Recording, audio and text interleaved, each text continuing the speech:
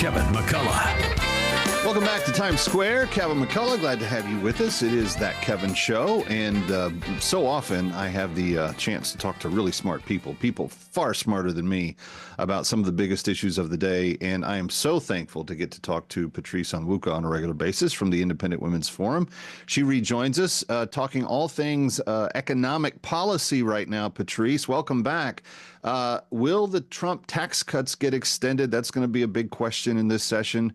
But the House was able to do it on a very small margin. Speaker Johnson whipped the majority, and he got the budget passed. What does this mean for you and me?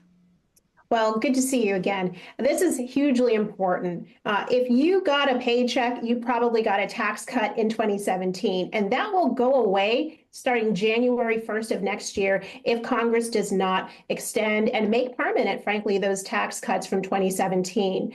That's going to hit virtually every household. Your child tax credit is going to be cut in half. Your personal exemptions that simplified your taxes, you're going to see most of those go away. Small businesses, their tax rates are going to rise up to 43% at the most, which is pretty high. So imagine the economic impact that's going to have on families, on small businesses that are already struggling with Joe Biden's price increase of 20%. It's going to be devastating. So, the House Republicans under Speaker Johnson's leadership, they passed kind of the budget, which lays out the framework for what the tax cuts are going to look like, how much it's going to be spent, kind of the spending around it. And now the Senate needs to figure out what it's going to do. And then the individual committees will really put the fine details together in the bill. And then there will be a full vote on the final package once that comes up, probably sometime this spring. Do you think that happens through reconciliation, or do you think we actually get a bill that both houses agree on? Reconciliation. And so if you remember the Senate, they've passed a reconciliation bill already, but it had nothing to do with taxes. They actually left taxes out, saying that we'll get another bite at this apple down the line. Good luck with that, because if you wind the clock back to 2017, if you remember, Republicans spent most of the year trying to repeal Obamacare, and that infamous thumbs down by John McCain ended months of work on that. And so the tax cuts almost didn't happen. It was a midnight situation, another budget reconciliation bill, and then we got the tax cuts. And so we don't want to see that happen. I think that's why President Trump said he wants a big, beautiful bill. Well, it's the first part of that is getting the House to pass the budget this last week.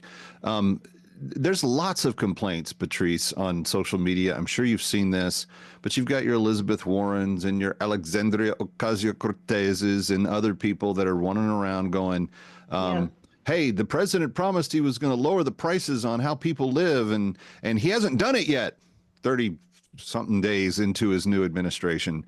How much of the work that DOGE is doing, that this budget will lay out, that the extension of the tax cuts, how much is all of that necessary to be in place for permanent cost price reductions for the American people? And what else can or should be being done to maybe move that a little bit quicker? Yeah, so prices are not going to go magically down overnight. They took them 4 years to go pretty high. Well, I was about to say, you weren't saying anything about it while you guys were raising them for the last 4 years. So how come he only gets 30 days to just erase everything you did?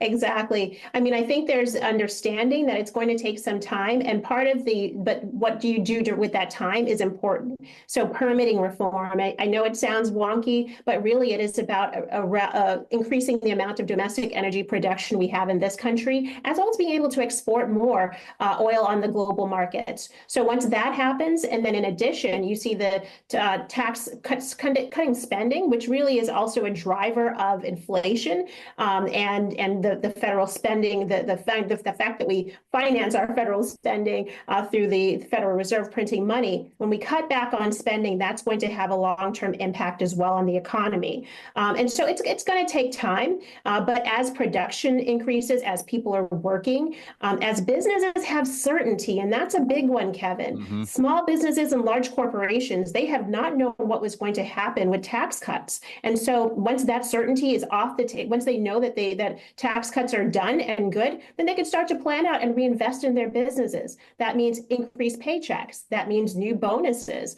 We saw that in 2017, 2018. And so all of those, I think, will start to feed into prices that people are paying at the pump and at the grocery store. I think this is your answer is affirming because it's basically what I've been telling people, but I think it's going to be at least 6 to 8 months until the energy impact is felt. And when that starts to really drive, you're going to have a bunch of dominoes kind of fall at once because you're going to have eliminated a lot of the reckless spending of Washington. Doge is going to work. It's going to be successful. Yes. In fact, I think what you're going to start seeing, and I'm seeing some evidence of it here in the tri-state area, is you're going to start having states implementing statewide Doge programs saying, hey, what kind of funny business are we doing with our money?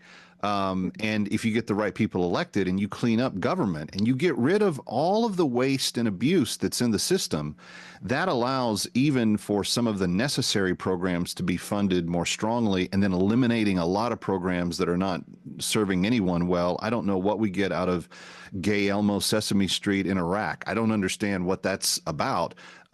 How does that help my kids learn better in their schools? Those are the kinds of questions that we need to be measuring these things by. So at the end of the day, that spending's eventually going to take some of the pressure off of even the public services. And then you have the energy kind of boom move into full production, full exportation.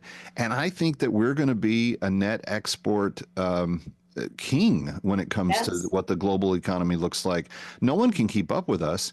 And we've basically been holding back the resources for the last 4 years. The mullahs aren't going to be able to do it in Iran. Much of the Arab states are not going to be able to match us. And Russia is running out of opportunity to impact the global energy picture in much of a significant way. And we have more supplies than anybody. So once we just tap into that, I think it is good times for a lot of people. Well, and you have to recognize, I mean, a lot of people don't realize just how important oil is in our country. It's not just what you put in your car or heat your home with. The fibers in a lot of our clothes are made from oil. So many products that we use, consumer products, are made with oil. And obviously the transportation cost of getting goods from the ports to your grocery store shelf, all is dependent on oil prices. Stick around for more of That Kevin next. That Kevin Show with Kevin McCullough.